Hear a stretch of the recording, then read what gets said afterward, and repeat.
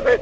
Ei ole kunagi olnud nende rahvaste hulgas, kes oleksime kunagi vabatahtlikult oma õigusi tahtnud käest ära anda ja hea meelega oma head ülekohtu ja õiglused